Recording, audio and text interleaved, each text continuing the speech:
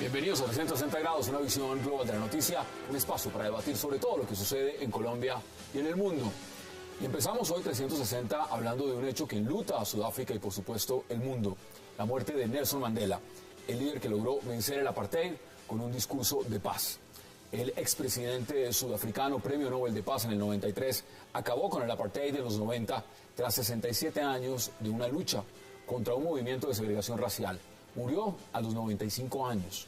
La muerte de Mandela abre muchos interrogantes, no solamente en Colombia, sobre todo en temas como el racismo, la paz, los derechos humanos, las minorías y muchos más.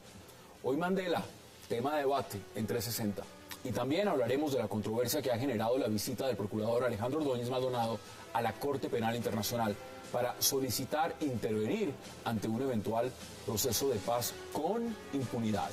Ordóñez se reunió con la fiscal de la Corte Penal Internacional, Fatou Bensouda, y la vicepresidenta de ese tribunal, la juez Sanji Monaghan, para solicitar intervención en caso de que haya impunidad en el proceso de paz que se lleva a cabo con las FARC en La Habana. Hasta ahora lo han criticado fuertemente la Corte Suprema de Justicia, el fiscal Montealegre y el ministro del Interior, Iragorri. ¿Qué pasará con esta visita de Ordóñez a la Corte Penal Internacional? Debate esta noche en 360 y no se muevan, que ya en segundos le damos la bienvenida a nuestros invitados.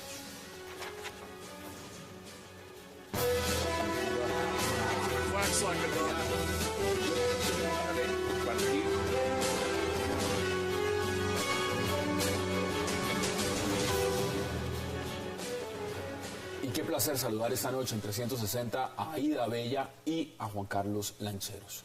Qué placer que estén ustedes esta noche en este programa. Gracias por aceptar la invitación. Gracias a ustedes por invitar. Juan Carlos, igual como siempre, un placer. Gracias por estar acá. Mire, ¿usted conoció a Mandela? Sí, lo vi 2 veces. ¿Y cómo se siente hoy? Porque una cosa es desde afuera uno identificarse con Mandela y otra cosa es alguien que le estrechó la mano y que estuvo con él. Pues tristísimo, porque es un hombre que ha partido, pero que queda. Es un hombre que pertenece a la humanidad. Es un hombre que nos enseñó tanto, que sus memorias, sus hechos y su trayectoria están en el corazón y están en todos los países y en todos los demócratas del mundo. Mire la coyuntura. Nosotros estamos adelantando en este momento en Colombia un proceso de paz. Y este hombre es símbolo de eso, símbolo de paz, premio Nobel de Paz. ¿Se piensa en Mandela y qué es lo primero que se le viene a la cabeza? Primero en autoridad moral, segundo en... digamos, desobediencia civil, pacífica, constructiva, y en tercero, digamos, en un apego a la institucionalidad que justamente por la vía pacífica fue capaz de transformar, ¿no? Digamos, las grandes revoluciones suelen ser también, hay ejemplos, ese es uno, por la vía pacífica. Falta igual muchas cosas por hacer en Sudáfrica, eso no es... Sí, no. Falta mucho. La violencia no se detuvo. No, para nada, pero es una señal en el que yo creo que nosotros debemos seguir. Parte de lo que ocurre en Colombia también, Hassan, es que falta esa imagen.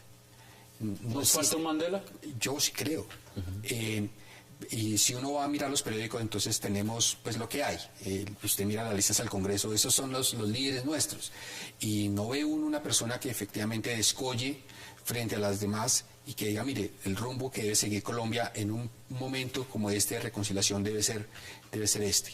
Hay una palabra que muchos piensan en Mandela y es perdón.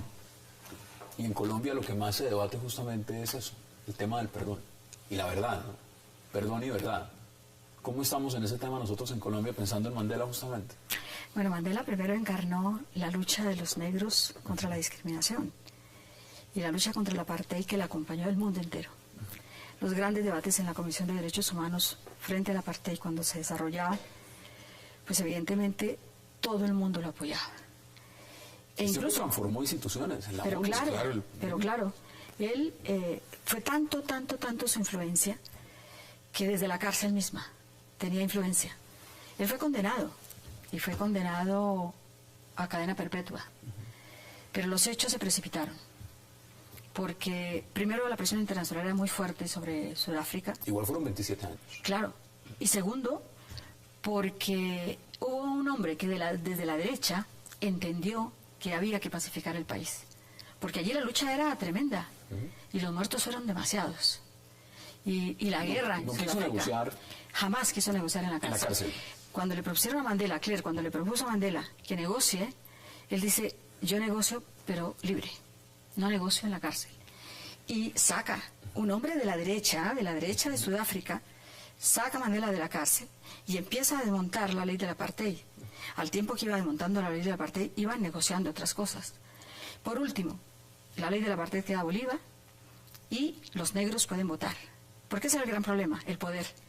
¿Y qué pasa? Los negros votan, llegan al poder y desde entonces están en el poder y Mandela es el primer elegido. Es decir, él sale de la cárcel y va al gobierno. Inmediatamente. Y este es un hombre que lo hizo bien. Y desde luego que todos los problemas de Sudáfrica no se han resuelto, pero los negros lo han hecho bien. Es decir, una clase que los blancos siempre dominaron y siempre estuvieron manejando y la derecha siempre estuvo en el poder. Hay un momento en que se decide, y por la vía de los hechos, de la presión internacional y de las cosas que pasaban en Sudáfrica, se llega a la conclusión de que hay que quitar ese apartheid y llegan los otros y gobiernan y no pasa nada. Y hay la paz. Estamos lejos porque hay una incomprensión y la derecha de nuestro país no tiene la visión de los grandes negociadores de paz. No tiene la visión de Leclerc, no la tienen aquí. Aquí hay una derecha que se afianza en la guerra y que quiere guerra para todo. A pesar de haber estado 8 años en el poder, claro, empleando la guerra, dando bala. Y los de antes también han hecho poco más o menos lo mismo, aunque ha habido periodos en los cuales se han abierto procesos. Por ejemplo, el de Belisario Betancur, que fue un proceso muy importante, interesantísimo, y que nos hubiera podido ahorrar miles y miles de muertos. Pero los enemigos de la paz, de la democracia en Colombia, siempre quieren resolverlo por la vía de los balas. Y entonces resolvieron fusilar, matar, asesinar, desaparecer. Y todavía seguimos en una guerra incomprensible. La OPE fue impresionante. Ahora, más de 5.000 muertos. ¿Cómo lo ve usted? Porque hay una perspectiva también.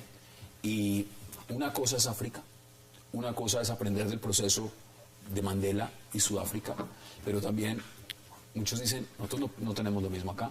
Nuestro tema no es racial, nuestro tema es distinto. ¿Usted cómo lo percibe? Yo creo que sí, mucho más complejo.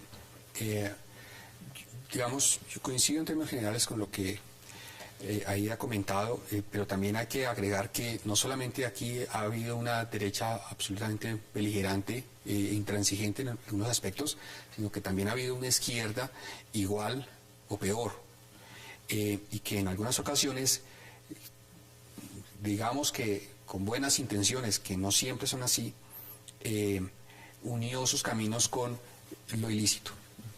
Parte del tema está es en eso, en que aquí para sostener ideas de izquierda o de derecha, las personas se sienten con el derecho de acudir a lo ilegal para obtener el beneficio propio. Y ahí creo que estamos errando. Un ejemplo de Mandela es justamente ese, el que usted mencionaba ahora, yo creo que de una manera muy concreta y muy clara, y es no apelo a la ilegalidad, creo en mi causa justa y me atengo a las consecuencias, hasta que al final el peso de lo que ellos pretendían era tan claro que no hubo manera, arrinconó sin una bala, sé que estoy simplificando, al gobierno surafricano y obtuvo el poder. Y una cosa muy interesante, una mayoría, además, sí, pero una cosa muy interesante es que llega al poder y no lo utiliza para aplastar a la minoría blanca, sino que intenta integrarla. Y en ese proceso está. Entonces, parte de lo que ocurrió, y digamos, por ejemplo, Bogotá y algunos otros ejemplos, es que cuando la izquierda llega, termina siendo a veces más dura y a veces más intransigente que la propia derecha. Y eso, digamos, refleja falta, digamos, de madurez mutua, de derecha, de izquierda, que además es una división que yo creo que también en muchos aspectos está mandada a recoger, porque en el fondo lo que aquí hay es Estado de Derecho. Y hay institucionalidad. Y si no está uno de acuerdo con ese Estado de Derecho, lo que hay es que utilizar las vías democráticas de la protesta pacífica para transformarlas. ¿Qué dice usted al respecto? Pues yo no sé si este es un Estado de Derecho. Yo no consigo que en un Estado de Derecho se pueda asesinar la oposición política.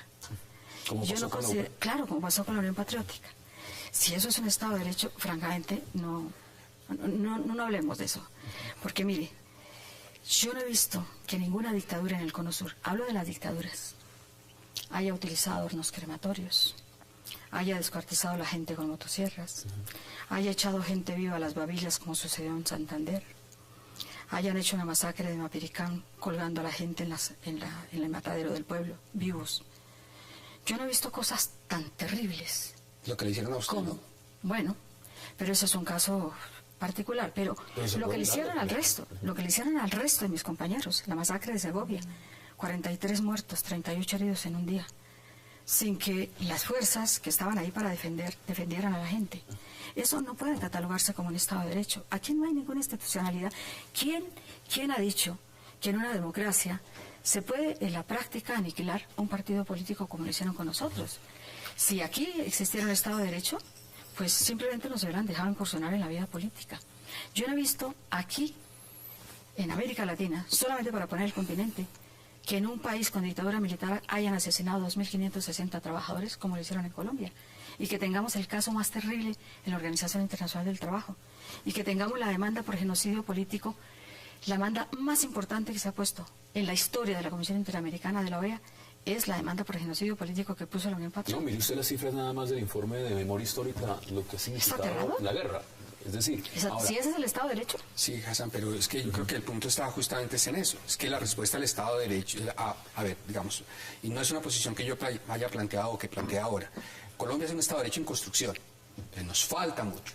O sea, a nosotros nos gusta compararnos con Dinamarca, pero nos falta. No somos Dinamarca. Por supuesto, nos falta mucho. Entonces, parte de las dificultades que nosotros tenemos es en no reconocer lo que realmente hoy somos. Y eso podríamos demorarnos un montón explicando eso. Pero la respuesta a esa ausencia de Estado de Derecho no fue vámonos al monte y hagamos más plomo, sino, digamos, en este caso, y es lo que nos congrega en este momento, es una respuesta desde lo pacífico, una respuesta desde la coherencia. Acá hay un tema, igualdad, justicia, perdón y verdad. Mire, pero yo le digo que uno de los detonantes más importantes en este proceso de negociación que ha habido con La Habana es lo que pasó hace unos días con las protestas y las marchas campesinas. No lanzaron un tiro y lograron muchas reivindicaciones por la vía pacífica que no han logrado por la vía armada. ¿Eso qué le muestra? Pues que es posible. Ahora, eso obviamente no es gratuito, que además tiene detrás en gran parte una debilidad del Estado, en fin, otras cosas. Pero demuestra que la participación política de los ciudadanos y la participación por la vía pacífica puede generar resultados de transformación mucho más grandes que simplemente el acceso a la violencia armada. Tengo que ir a una pausa. Vamos a la pausa e inmediatamente regresamos en 360. Ya volvemos.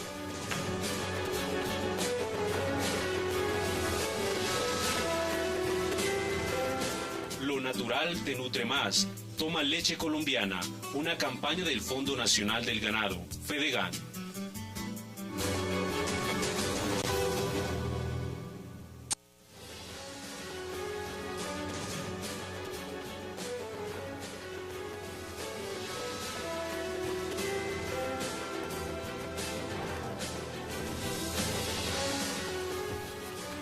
Regresamos a 360 grados y le doy la bienvenida a Paloma Valencia. Paloma, qué placer. Muchas gracias por la invitación. Un cordial saludo a todos los televidentes. Y en minutos se lo voy a dar también a Omar Bula. El tema en Bogotá es el tránsito. Nosotros somos un programa que vamos en vivo. En vivo son las 8:19 y sabemos lo que vivimos en Bogotá, lo que significa movilizarse en Bogotá. Mire, antes de que entremos a nuestro tema fuerte, que es el tema que teníamos programado y tiene que ver con el procurador, yo no puedo dejar de preguntarle por Nelson Mandela. Y le estaba preguntando ahí, por supuesto, Juan Carlos, ¿cuál es su percepción y qué le deja Mandela cuando usted piensa en Mandela? Hombre, yo creo que es un hombre que supo entender que no son aceptables las discriminaciones raciales y que supo dar una batalla para, digamos, reivindicar los derechos de las poblaciones nativas africanas, sobre todo en Sudáfrica, donde el sistema de apartheid era de las cosas más horribles y espantosas que uno conozca. Yo creo que es una inspiración y es un sentimiento de lo que uno considera la lucha, el interés de que una sociedad sea más justa. ¿Hay similitudes? ¿Usted cree que lo que estamos viviendo en Colombia, este proceso de paz, tenemos que aprender de lo que se vivió en Sudáfrica y de lo que se vivió con Mandela y aplicarlo acá, o son cosas totalmente distintas? No, yo creo que son cosas absolutamente distintas. Yo sinceramente no veo que las FARC tengan ninguna reivindicación social. Por el contrario, ellos cogieron el manuscrito de Marx para envolver cocaína, para extorsionar personas. Ellos no tienen un respaldo en la población, eso es evidente. En ninguna parte donde llegaron las FARC las condiciones de los campesinos o de los habitantes mejoraron, todo lo contrario. Son un grupo sanguinario, terrorista, que pudo haber tenido un origen, digamos, de reivindicación social, pero que una vez uno transita hacia el terrorismo, hacia el narcotráfico, pues uno se vuelve en eso, un narcoterrorista. Omar, bienvenido. Muchísimas gracias. Usted obviamente sí, la disculpa de oficio. Usted sí que conoce África, ¿no? Porque vivió en África. Viví en África muchos años y en varios países, sí. Y antes de que empecemos a hablar del procurador, ¿qué le recuerda o qué piensa cuando usted dice Nelson Mandela? Nelson Mandela es un símbolo que está a los niveles de un Gandhi, realmente. Él fue el dueño de una causa única también, ¿no es cierto? Después de que ya el mundo había evolucionado mucho en cuanto al racismo, a pesar de que hoy todavía subsiste, desafortunadamente, él fue el símbolo del fin de esa segregación tan violenta que era el apartheid. Entonces, es una pérdida, es un señor que vivió toda su vida, ¿no? At the length of life, y se sabía que tarde o temprano nos iba a dejar. Debemos aprender de Mandela. ¿Nos hace falta un Mandela? ¿O en lo que estamos viviendo? No, nos faltan varios Mandelas. Varios Mandelas. Creo que nos faltan varios Mandelas. Y sobre todo, ahora sí volvamos aquí a América Latina, nos falta uno acá. Nos falta uno acá, Mandela, una persona con esa postura firme y ética como Nelson Mandela. Yo quisiera solamente referirme a una cuestión. Aquí siempre se ha hablado de terroristas. Y a mí me llama siempre la atención por qué no se habla del terrorismo de Estado. Porque es que el terrorismo de Estado es el peor de los terrorismos, es utilizar las armas del Estado, que tienen además la obligación, en este caso las fuerzas militares, de defender a los ciudadanos, y las utilizaron para matar a los ciudadanos. Es el caso de la Unión Patriótica. El caso de la Unión Patriótica, el caso de la muerte de los dirigentes y trabajadores, que va 2.560, pues es un típico caso cuando las armas del Estado ni siquiera las emplearon para defenderlos. Entonces llegaban, los mataban, las operaciones militares que se hicieron, todo eso se llama terrorismo de Estado, pero así, con mayúsculas. Y esos terroristas usaron tantas cosas tan crueles y tan espantosas que incluso eso ni siquiera lo ha hecho la guerrilla. Ya hablamos con el doctor, los hornos crematorios los emplearon los paramilitares en la Gabarra y norte de Santander. De expresar la gente viva, pues lo hicieron en Mapiripán, en el matadero del pueblo. Pues llegar a Segovia y matar, y el ejército esconderse y maten, y no pasa nada. Y si seguimos así, masacre tras masacre, todas las realizaron precisamente con colaboración de la institución. Eso se llama terrorismo con mayúsculas, y ese es el terrorismo que también tiene que ir a la mesa de negociaciones de La Habana. No, yo creo que indispensable, dos cosas indispensable. ¿Por qué? Nosotros rechazamos todas las acciones de los paramilitares, al igual que rechazamos las de los narcoterroristas de las FARC, pero no me parece que se pueda juzgar que el Estado colombiano ha sido terrorista. Ha habido individuos aislados que han sido partícipes de organizaciones criminales, tanto mafiosas como paramilitares, incluso con las FARC, lo cual repelemos y exigimos cárcel para ellos. Pero no podemos decir que el Estado colombiano haya sido terrorista. Ninguna actividades, eso no eran de individuos malitos que van por ahí, por aquí, por allá. No, esos eran operativos debidamente planificados. Mire, los genocidios en ninguna parte del mundo son espontáneos. Los genocidios son absolutamente preparados, tienen además preparada la opinión pública para hacerlos, tienen además todos los procesos de impunidad, porque no me vengan a decir pues que la ley que presentó el expresidente Uribe pues no tenía ni un día de condena a los paramilitares, lo arregló la Corte, que fue distinto. No, sí tenía días de condena desde el principio. Y fue la primera vez que se habló de víctimas después de una cantidad de procesos donde en Colombia y no es sino que escuchar a Mancuso, porque Mancuso dijo, yo soy una de las expresiones del típico terrorismo de Estado. ¿Qué dicen ustedes, Omar? Gracias. Terrorismo de Estado. No se pueden utilizar los términos ligeramente. Yo creo que el terrorismo de Estado, la idea se acuñó inmediatamente después de la Revolución Francesa con Maximiliano Robespierre. Comparar al terrorismo de Estado que fue donde realmente la cuna de ese término, con lo que está pasando en Colombia, me parece que es muy, muy exagerado. Y mencionar la palabra genocidio, que requiere de tanto estudio antes de ser declarada. Las Naciones Unidas y los diferentes países de la comunidad internacional, antes de declarar un genocidio, hacen un estudio muy cabal. Es como santificar a alguien en el Vaticano, ¿no es cierto? Es una cosa que tiene que ser documentada. Entonces sí, el terrorismo de cualquier tipo de terrorismo no es bienvenido. Ahora, el terrorismo mezclado con narcotráfico, el terrorismo de un grupo que está vinculado no solamente con otros grupos dentro del país que maneja, como todo el mundo sabe, la mayor parte del mercado de droga de Colombia, vinculado con Hezbollah, vinculado con Al-Qaeda, vinculado con los carteles mexicanos, con los Zetas, etc. Ahí no estamos hablando, ahí estamos hablando, estos son instituciones, hay instituciones, pero es que también está la KGB, ¿no es cierto? Hay instituciones en los países. Aquí lo que pasa es que tenemos que mantener nuestra institucionalidad. Y para mantener lo poco que queda de las instituciones, ¿no? Yo las comparo a veces con Rasputín, ¿no? Que como que tienen 7 vidas y siguen todavía y permanecen. Gracias a Dios la tenemos. Eso es lo que nos permite debatir hacia nosotros. Mira, doctor, eso es lo que nos permite abrir abiertamente. El día que las perdamos, lo de genocidio, mire, la pieza jurídica de la admisión de nuestra demanda ante la Comisión Interamericana de la OEA es una pieza que tienen en este momento en el grupo que está revisando la Convención Internacional sobre el Genocidio. La pieza excepcionalmente prevista para la revisión por genocidio político es la admisión de la demanda de la Unión Patriótica en la Comisión Interamericana. Y desde luego que nosotros tenemos más de 5.000 casos debidamente documentados, como dice usted, ¿no? Es que esta violencia tiene nombres, tiene apellidos, tiene rostros, tiene caras. Y tiene un partido detrás, y tiene gente que estamos reclamando. Tiene un partido, pero también tiene otros partidos. Yo me permito recordarle el asesinato sistemático de los líderes del sur del Cauca, de varios departamentos de Colombia que han sido asesinados sistemáticamente y que no eran de la UP también. Y yo me permito recordarle la muerte también. Yo me permito recordarle la muerte de Galán. ¿Quién la hizo? ¿Quién hizo la muerte de Galán? ¿Ustedes saben o no saben? Bueno, ahí está la Fiscalía. Pues la muerte de Galán, ¿quién la realizó? Pablo Escobar. Bueno, Pablo Escobar con la licencia de quién. Colombia no trasciende. Ahí estamos en ese momento en semejante que es un país en guerra. Y la muerte de Gaitán, ¿quién la hizo? Gente de un lado y del otro. A ver, Juan Carlos, por usted bueno, también quiere intervenir. Son evidencias que hay que hacer. Perdón, yo quisiera plantear un enfoque distinto. O sea, yo también tengo dificultades entendiendo el concepto de terrorismo de Estado. Yo creo que efectivamente hubo delincuentes, que los hay, que estaban vinculados con el Estado y que utilizaron su posición para perpetrar ese tipo de masacres. Yo no voy a venir aquí a decir que es que no hubo masacre o que no hubo miembros de la Unión Patriótica que fueron asesinados por agentes del Estado. Eso es innegable. Pero de ahí a decir que es que hubo una política sistemática del presidente Betancourt o del presidente Turbay Ayala o del presidente, el que sea, para decir vamos a asesinar a todos los miembros de la Unión Patriótica, a mí me cuesta bastante trabajo entender eso, porque una condena frente al Estado colombiano es una condena frente a todos los colombianos.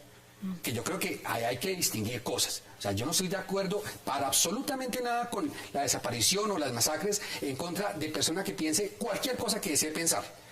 Pero una cosa es eso y otra cosa es entender que aquí en el Estado todos los colombianos terminamos siendo delincuentes. Entonces yo creo que es importante distinguir y separar las cosas. Separemos las cosas. Yo respeto profundamente la lucha que ustedes tienen, las ideas que ustedes quieren propender. La respeto profundamente. Absolutamente legales. Pero de ahí a que ustedes vengan a decir que todas las personas que respaldamos la institucionalidad, entonces terminamos siendo delincuentes porque por cualquier razón no tuvimos la posibilidad de influir adecuadamente como ciudadanos y pedirle explicaciones al Estado colombiano. Yo creo que hay una diferencia importante. Mire, yo no estoy culpando a la nación entera, ni más faltaba. Aquí incluso hay verdaderos demócratas, incluso en la derecha. Hay demócratas. Yo, por ejemplo, conocí al doctor Augusto Ramírez Ocampo, que nos hace muchísima falta en estos momentos para la paz. Un hombre conservador, pero un hombre supremamente respetuoso a los derechos humanos. El mismo doctor Pastrana, cuando estuvimos en la Asamblea Nacional Constituyente, eran hombres de defensa de los derechos humanos, distintos al doctor Emiliano Román, que decía que los derechos humanos los habíamos inventado los de izquierda para poder pelear. Pero bueno, es una concepción completamente equivocada a mi juicio. Nosotros lo que estamos diciendo es, aquí estuvieron las manos del Estado, porque todos los operativos militares que se realizaron contra nosotros... Pero es que ¿quién es el Estado? ¿Quién es el Estado? Todas esas cosas las debieron y fueron debidamente organizadas. Y no es sino mirar, mire, solamente la condena que le dieron a HH, la condena que le da el Tribunal de Cundinamarca, 320 hojas donde describen cómo, efectivamente, cómo se dieron los hechos y cómo está metida la institucionalidad ahí. Es que esa es una verdad de a puño. Y efectivamente, dentro de Colombia, a mí a veces me preocupa, como dijo Martin Luther King, no me asusta los gritos de los violentos, ni de la gente que quiere hacer mal, pero me angustia el silencio de los buenos. Y frente a esas cosas, los buenos tenemos que reaccionar, independientemente de donde estemos. Y por eso, incluso nosotros, ¿qué es lo que estamos haciendo en este momento? Llamando a la concordia, llamando al diálogo, llamemos a que nos sentemos todos los sectores. Yo me puedo sentar con Paloma, con puntos diferentes de vista. De eso se trata. Y podemos hablar muchísimo de los problemas de este país y decir, mire, lo podemos resolver de esta manera. De pronto se nos entendemos más con Paloma que con los señores, porque tenemos una concepción distinta de las cosas. Eso porque es así, además pero el Estado tenemos que revisarlo de otra forma. Este Estado no ha funcionado así. Creo que en eso estamos de acuerdo. El problema no es ese. Yo creo que el tema es si aquí hay una institucionalidad legítima que vale la pena defender o no. Hay quienes creemos que aquí hay un Estado legítimo y que las instituciones colombianas, pese a sus fallas, pese al terrible influjo del narcotráfico sobre nuestra institucionalidad, pese a la corrupción desde las elecciones que han sido cruzadas por los dineros del narcotráfico, han sido terriblemente, hay una institucionalidad que vale la pena, en la que muchos creemos y que estamos dispuestos a defender, y que sí creemos que hay un camino bueno y malo, que es el de la ley. Las instituciones, después de la pausa que es obligatoria, tenemos que ir, vamos a hablar, porque una de las instituciones es la Procuraduría, y me interesa conocer sus opiniones sobre ese punto. Y muchas, todas. Vamos a la pausa en 360 y ya regresamos.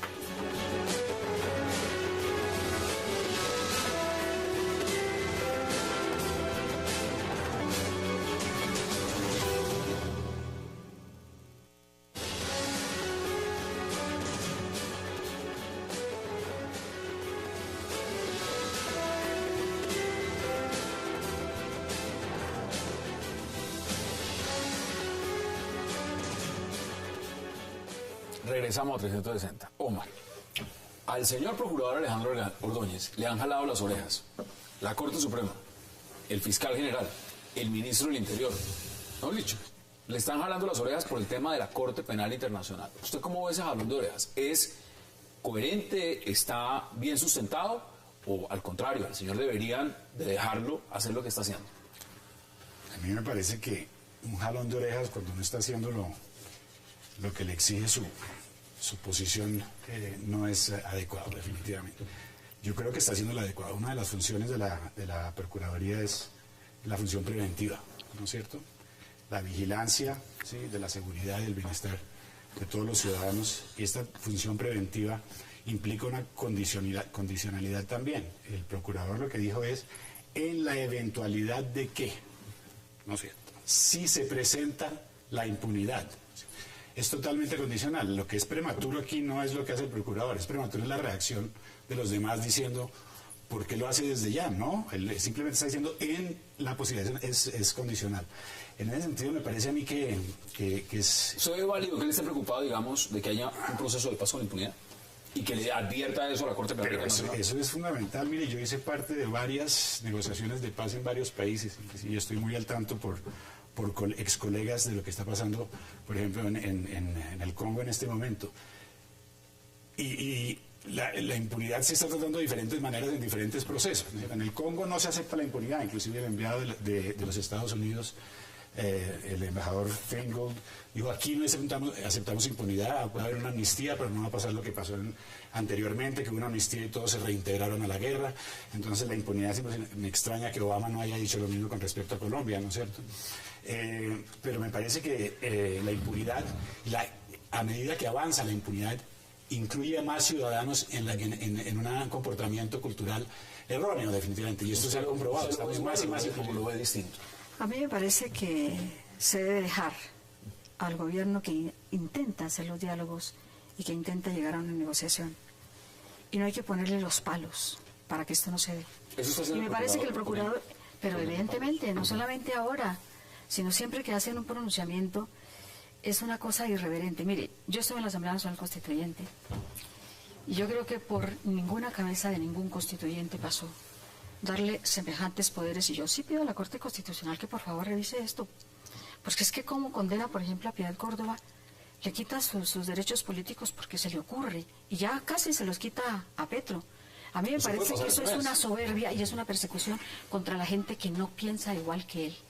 Pero también se los quitó a Arias. En mi criterio, a mí me parece que el señor procurador se excede en absolutamente todo, hasta en las fiestas. Pero bueno, lo de las fiestas es un problema de su personalidad y todo, pero a mí sí me preocupa muchísimo que estén tirando las baterías contra toda la gente que no piensa igual. Y esto es un error. Contra el proceso de paz. Claro, también. además se lleva por contera, pues se lleva todos los artículos de la Constitución, empezando por el artículo 1 y llevándose los principios también, porque la soberanía reside en el pueblo. Y él no se puede darse el lujo de estarle quitando mandatos concedidos por los ciudadanos porque se le ocurre, porque... Acá hay un constitucionalista. Bueno, ¿Eso es cierto? y la Corte Constitucional debe actuar. Porque bueno, los pocos constituyentes que quedamos vivos podemos dar fe de lo que hicimos ahí. Y entonces también deberían, por lo menos, yo propondría que llamaran a los constituyentes que estamos vivos. Sí, aquí hemos discutido bastante sobre eso. La pregunta no solamente es sobre el tema constitucional, es sobre el tema puntual. Y el tema puntual es este. El señor procurador va a la Corte Penal Internacional y le dice, señores, prendan las alarmas. Prendan las alarmas porque, en mi opinión, en Colombia hay un proceso de paz que se adelanta y es un proceso de paz que va a dar impunidad. Y ustedes tendrían en ese caso que estar pendientes. ¿Es válido eso o necesita jalón de orejas que le hizo la Corte Suprema, el fiscal y el ministro del Interior? A ver, Hassan, es que digamos ahí hay que distinguir como varias cosas. Desde el punto de vista jurídico, a mí me parece que es... distingamos. Yo creo que a los ciudadanos y al pueblo colombiano no se le ha dicho en verdad qué supone este proceso de paz. Este proceso de paz al final va a llegar a un ejercicio en el cual efectivamente los señores de las FARC no van a pagar un día de cárcel. Y eso hay que decírselo a la gente. Justicia transicional. Sí, entonces bueno, ¿cómo es el tema de la justicia transicional? Entonces efectivamente el señor dice yo renuncio, aquí están mis armas, aquí está mi dinero mal habido. No van a entregar. No, ese sería el ideal. Aquí están mis armas, aquí está el dinero, aquí están las rutas, aquí están los secuestrados, aquí están todas las niñas violadas, aquí está todo.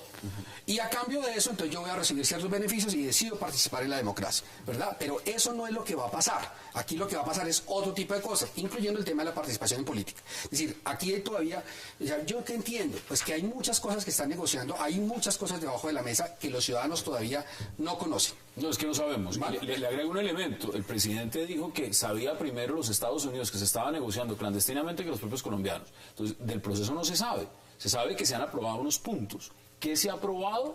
No lo sabemos. Vale, pero Es la entonces, primera vez en la historia que se llega a un acuerdo sobre 2 puntos. En ningún proceso de paz. ¿No? ¿Cuál es el acuerdo? Fundamentales. En ningún proceso de paz. nosotros conocemos más En que- ningún proceso de paz conocemos en la más que- historia de que Colombia. se ha llegado a un acuerdo. ¿Dónde Eso lo tenemos que valorar. A ver, digamos, respaldando al procurador en varias de sus posiciones, digamos, porque en general coincido en su posición en contra, por ejemplo, del artículo 67 transitorio. A mí me parece que es inoportuno que él vaya fuera. Es inoportuno. ¿Sabe por qué? Porque en el fondo está apostando a lo que estábamos hablando en la primera parte, y es a no confiar en las instituciones colombianas. Aquí yo creo que una de las cosas que está ocurriendo es que el pueblo, digamos, que las FARC están negociando con el que no toca. Pero usted menciona un tema muy importante. Mire, usted está diciendo lo siguiente. La Corte Penal Internacional entra a operar si no opera la justicia del país. Si la justicia operara, la Corte Penal no tendría por qué... Internacional no tendría por qué entrar. Claro, ahora, en este caso, lo que el procurador advierte es, aquí no va a operar la justicia. Sí, pero no solamente eso, sino que, digamos, ignora en general cómo va a ser el proceso.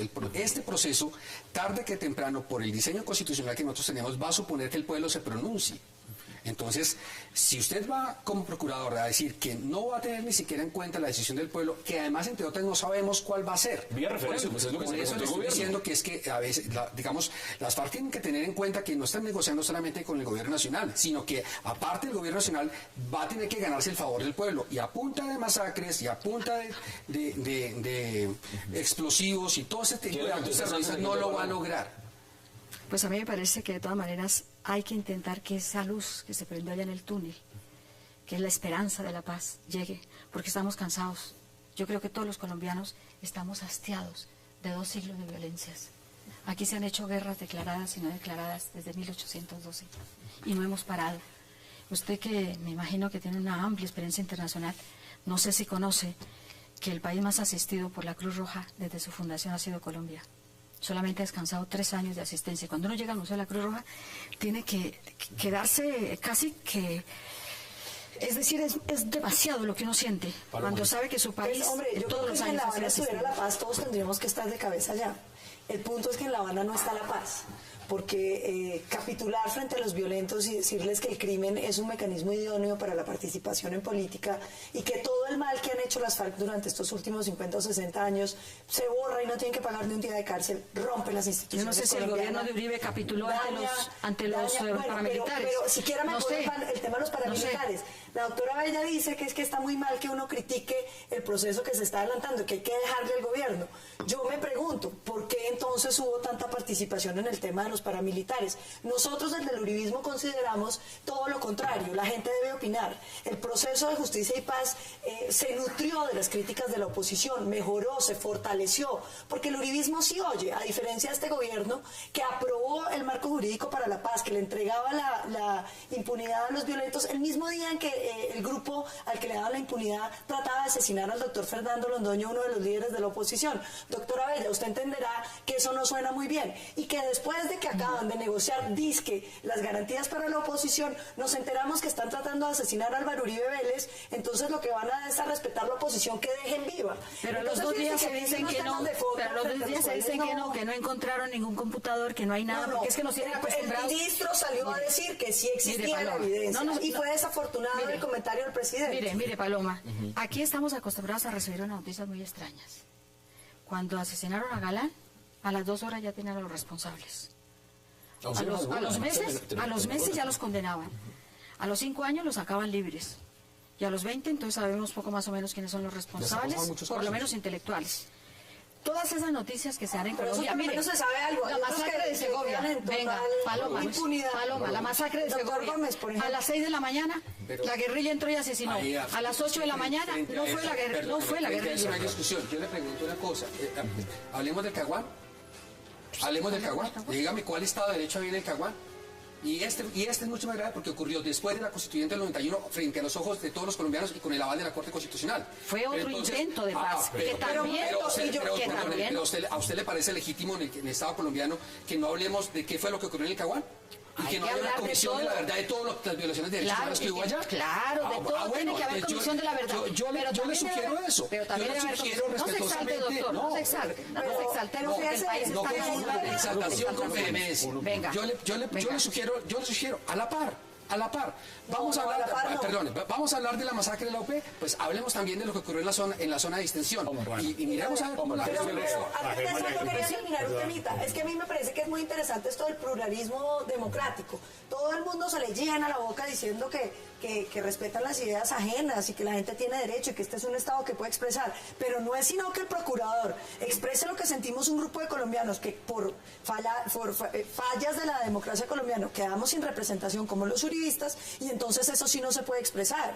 Yo creo que hay que tomarse en serio lo de la diversidad ideológica. Tengo que ir a Aquí la hay unos pausa. colombianos que tenemos esa posición y tenemos derecho a manifestar. Tengo que ir a la pausa. Omar quiere intervenir. Aida también. Vamos a la pausa y ya regresamos en 360.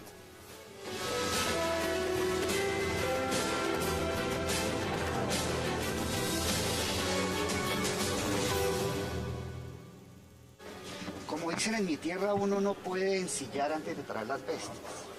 Y me parece que es inoportuna la posición del señor procurador, una posición que yo respeto, pero el procurador no puede partir de descalificar a la justicia colombiana. Todavía no podemos decir si nuestro Estatuto de Justicia Transicional viola o no el Estatuto de Roma, porque es que no se ha elaborado la ley estatutaria que le dé desarrollo a la justicia transicional. Entonces a mí me parece que no es prudente la petición del señor procurador y creo que el procurador implícitamente lo que está haciendo es una descalificación de la justicia colombiana, porque los tribunales internacionales solo operan cuando hay fallas estructurales en nuestra justicia y aquí lo que estamos haciendo es lo contrario, fortalecer la justicia colombiana luchando contra la impunidad. Entonces me parecen muy inconvenientes las posiciones del procurador.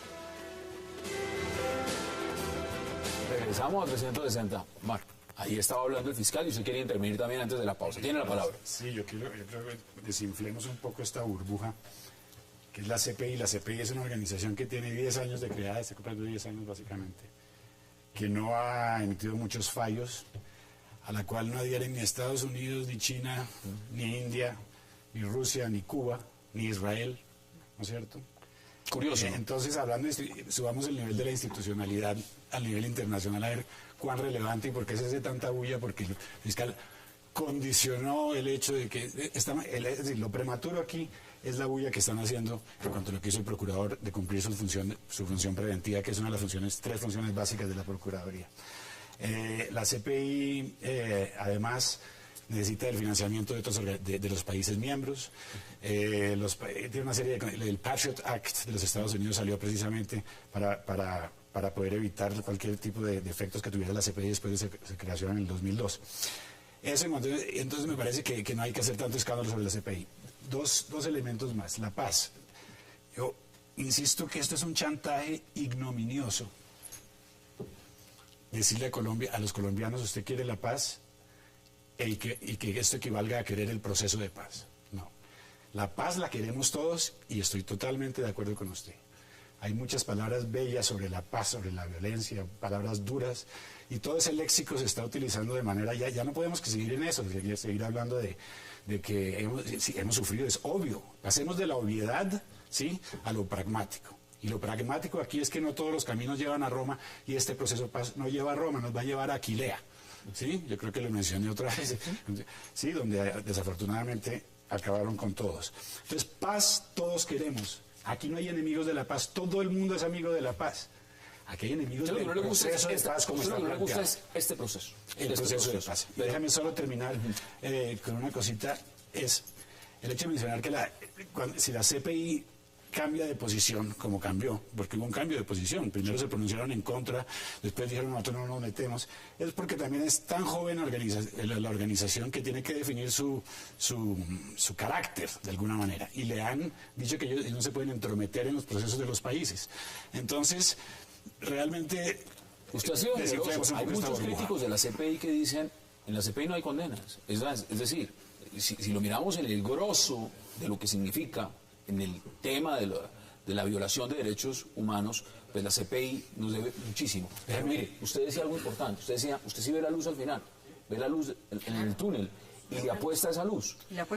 Aquí hay alguien que no cree en el proceso, dice, creo en la paz pero no creo en el proceso. Y institucionalmente en este país, lo que se ha visto cuando uno escucha al señor fiscal o escucha al procurador, es que las instituciones también han tomado partido frente a si creen o no en el proceso. Al final, ¿eso le sirve al proceso o no le sirve? Pues yo creo que no le sirve esa actitud del señor procurador. Es la que el señor procurador sí debía guardar compostura en sus actos. Y a mí me parece que lo que está haciendo es un flamante viaje de turismo. Todo lo contrario. Porque yo creo, doctora, yo la he escuchado muy bien. Yo sí creo que frente a un proceso como el que se está dando, yo sé que ha habido lobbies, por ejemplo, en el Vaticano, han ido al Vaticano a decir cantidad de cosas para... El presidente también ha buscado mucho apoyo. No, mire, pero han ido al Vaticano además a pedir al Vaticano que se pronuncie contra la paz. Por fortuna, pues tenemos un papa latinoamericano y gente que conoce todo este proceso, les han dicho, pues no, esto no es posible, mira, todos estamos por la paz. Entonces, ¿qué es lo que queremos? ¿Qué es lo que queremos? Que este país realmente conozca un respiro. Yo, los cuentos que he escuchado desde mis bisabuelos, ha sido de la guerra. Y yo soy de un pueblo liberal, y vengo de una familia muy liberal, y un pueblo que sufrió mucho la guerra. Y tengo 6 generaciones ya que hablamos de la guerra, porque ahora son mis nietos quienes comentan y dicen, bueno, ¿qué está pasando allí? Y uno se pregunta, ¿es que no tenemos derecho los colombianos a vivir en paz? Hombre, pero no pueden decirle a los colombianos que porque tenemos la impunidad a las FARC, entonces va a haber paz. Pero nadie habla de impunidad. Eso es una gran mentira. Entre otras cosas, porque las FARC solo, pues, perdóneme, doctora Bella, yo termino. Las FARC están hoy en día siendo responsables entre el 20 y el 30% de las víctimas de la violencia colombiana. Entonces, aunque se desmovilicen todos, nos queda suficiente violencia para seguir en guerra. El problema de Colombia es otro. El problema de Colombia es que la gente no cree que tenga que obedecer la ley y todo el mundo se siente dispuesto a brincársela. Y uno de los incentivos por los cuales la gente se siente que se puede brincar la ley es porque la ley finalmente de vez en cuando le hacen excepciones. Entonces, si usted es suficientemente malo, si es suficientemente criminal, al final le hacen una amnistía. Y si es suficientemente pequeño, me puede quedar porque como a los otros no les dieron nada, pues a usted ¿por qué? Yo creo que el problema de Colombia es que nosotros no hemos entendido que la ley hay que obedecerla y que hay un camino correcto, que es el de la ley, y un camino incorrecto, que es el de quienes incumplen la ley. Y quienes creemos en que debemos defender las instituciones y la ley, consideramos que un proceso que le dice a los violentos, que no son los únicos, porque Hassan, si fueran los únicos, pues vaya y venga, pero nos va a quedar violencia de sobra, nos va a quedar el problema del narcotráfico, de la minería ilegal, que no se van a solucionar en ese proceso. Y nos queda menos de 1 minuto y medio. La violencia de la minería ilegal, por Dios. Es que la financia, doctora Bella. Mira, los artesanos están considerados mineros ilegales. No, esos son mineros informales. Y es gente que pierde hasta sus dedos. ¿Cuáles son sus conclusiones en 30 segundos? Hassan, muy poquito tiempo, sí, pero eso es lo que tenemos. Una aclaración. El fiscal está hablando de que efectivamente hasta que no exista ley estatutaria, yo creo que hay un paso anterior y es que la Corte Constitucional se pronuncie sobre la constitucionalidad del artículo 67 que permite que existan ese tipo de cosas, la demanda del doctor Guarín, y yo creo que es una oportunidad muy importante para que la Corte precise si efectivamente un legislador se puede saltar en constituyente. Y segundo, acá no se nos puede olvidar que la decisión final sobre el proceso de paz la tiene el pueblo colombiano y va a ser a través... Ese que lo va a refrendar. Al final, sí. Y esto va a suponer un ajuste institucional muy importante, que es parte de lo que no se le ha hecho al pueblo colombiano. 30 segundos. Sí, yo creo que decir que un alto funcionario del Estado como el procurador se excede, ¿no? Y no decir que las FARC se exceden negando el hecho de que secuestran. Si hay lenguaje excesivo, por favor, sí, está de ese lado. ¿No es cierto? Que no hay narcotráfico, que no hay secuestros, que no hay delitos. Entonces, defendamos la institucionalidad. Definitivamente, yo creo que es muy peligroso lo que hizo el gobierno Santos de mezclar elecciones con paz. Un término, la paz muy sublime. Ya estamos en las elecciones, las elecciones con todas sus debilidades de un proceso político. 30 segundos también. Yo sí creo que el procurador debería respetar la Constitución. Y pienso que debería respetar la soberanía del pueblo, a sus elegidos. Y pienso que muchas de las actuaciones han sido contra la gente que no piensa como él. Y creo que el procurador es el primer personaje llamado a por lo menos cumplir el artículo 13 de igualdad. Es que todos los ciudadanos debemos ser tratados en igualdad de condiciones. Y él está tratando a la gente que no piensa diferente a la que piensa como él. Eso sí les pasa a todos. Quedan 10 segundos, Paloma. Hombre, de lo que se trata aquí es que Colombia tiene que pensar cuál es su problema. Porque a uno no le pueden decir que es que la paz simplemente se le da perdonándole todos los crímenes a todos los delincuentes. Porque entonces uno deroga el Código Penal y acaba con el crimen. Uno no puede llegar a ese extremo. Hay que enseñarle a la gente que aquí hay una ley y que la ley hay que respetarla y que tiene un valor simbólico que se representa en que el Estado es capaz de hacerla cumplir. Ahí están las posiciones. Paloma Valencia, un verdadero placer como siempre. Aida Bello. Muchas gracias. Es la última vez que venga este programa. No, aquí estaremos. Gracias Cada vez que nos inviten. por aceptar la invitación. Juan Carlos Lancheros, un placer como siempre. Y yo, Marbula, qué placer también. La próxima vez corremos la media hora y nos tomamos un retraso. Y a ustedes gracias por acompañarnos. Nos vemos de nuevo mañana, 8 p.m. para seguir debatiendo toda la agenda política de Colombia y del mundo. Recuerden, repetición, 11:30 de la noche. Hasta una próxima oportunidad.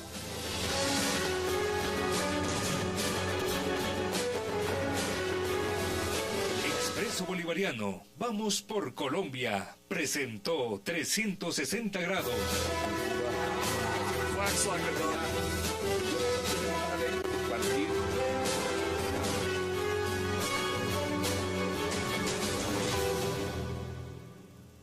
Para solicitar intervenir ante un eventual proceso de paz con impunidad. Ordóñez se reunió con la fiscal de la Corte Penal Internacional, Fatou Bensouda, y la vicepresidenta de ese tribunal, la juez Sanji Monaguen, para solicitar intervención en caso de que haya impunidad en el proceso de paz que se lleva a cabo con las FARC en La Habana. Hasta ahora lo han criticado fuertemente la Corte Suprema de Justicia, el fiscal Montealegre y el ministro del Interior, Iragorri. ¿Qué pasará con esta visita de Ordóñez a la Corte Penal Internacional? Debate esta noche en 360 y no se muevan, que ya en segundos le damos la bienvenida a nuestros invitados.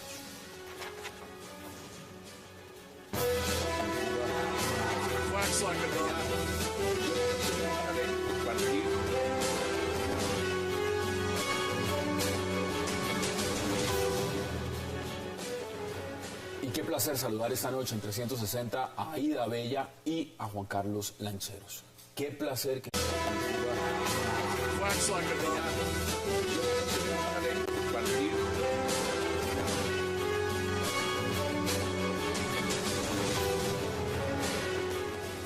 Bienvenidos a 360 grados, una visión global de la noticia, un espacio para debatir sobre todo lo que sucede en Colombia y en el mundo. Y empezamos hoy 360 hablando de un hecho que enluta a Sudáfrica y por supuesto el mundo, la muerte de Nelson Mandela, el líder que logró vencer el apartheid con un discurso de paz.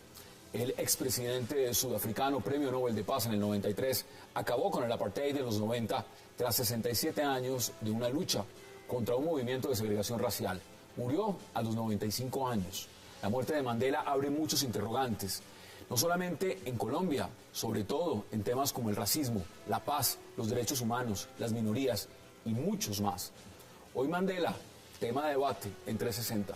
Y también hablaremos de la controversia que ha generado la visita del procurador Alejandro Ordóñez Maldonado a la Corte Penal Internacional. Perdón. Y en Colombia lo que más se debate justamente es eso, el tema del perdón. Y la verdad, ¿no? Perdón y verdad. ¿Cómo estamos en ese tema nosotros en Colombia pensando en Mandela justamente?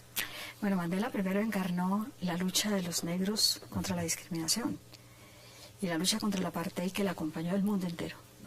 Los grandes debates en la Comisión de Derechos Humanos frente al apartheid cuando se desarrollaba, pues evidentemente todo el mundo lo apoyaba. E incluso transformó instituciones en la ONU, pero claro, él fue tanto su influencia que desde la cárcel misma tenía influencia. Él fue condenado a cadena perpetua, pero los hechos se precipitaron porque primero la presión internacional era muy fuerte sobre Sudáfrica. Igual fueron 27 años. Claro, y segundo, porque hubo un hombre que desde la derecha entendió que había que pacificar el país, porque allí la lucha era tremenda. Y en tercero, que digamos en un apego a la institucionalidad que justamente por la vía pacífica fue capaz de transformar, ¿no? Digamos, las grandes revoluciones suelen ser también, hay ejemplos, ese es uno, por la vía pacífica. Falta igual muchas cosas por hacer en Sudáfrica, eso no es... Sí, no. Falta la mucho. violencia no se detuvo. No, para nada, pero es una señal en el que yo creo que nosotros debemos seguir. Parte de lo que ocurre en Colombia también, Hassan, es que falta esa imagen. ¿Nos falta un Mandela? Yo sí creo. Y si uno va a mirar los periódicos, entonces tenemos pues lo que hay. Usted mira las listas al Congreso, esos son los líderes nuestros. Y no ve uno una persona que efectivamente descolle frente a las demás y que diga, mire, el rumbo que debe seguir Colombia en un momento como este de reconciliación debe ser este. Hay una palabra que muchos piensan en Mandela y es, estén ustedes esta noche en este programa. Gracias por aceptar la invitación. Gracias a ustedes por invitar. Juan Carlos, igual como siempre, un placer. Gracias por estar acá. Mire, ¿usted conoció a Mandela? Sí, lo vi 2 veces. ¿Y cómo se siente hoy? Porque una cosa es desde afuera uno identificarse con Mandela y otra cosa es alguien que le estrechó la mano y que estuvo con él. Pues tristísimo, porque es un hombre que ha partido, pero que queda. Es un hombre que pertenece a la humanidad. Es un hombre que nos enseñó tanto, que sus memorias, sus hechos y su trayectoria están en el corazón y están en todos los países y en todos los demócratas del mundo. Mire la coyuntura. Nosotros estamos adelantando en este momento en Colombia un proceso de paz. Y este hombre es símbolo de eso, símbolo de paz, premio Nobel de Paz. ¿Se piensa en Mandela y qué es lo primero que se le viene a la cabeza?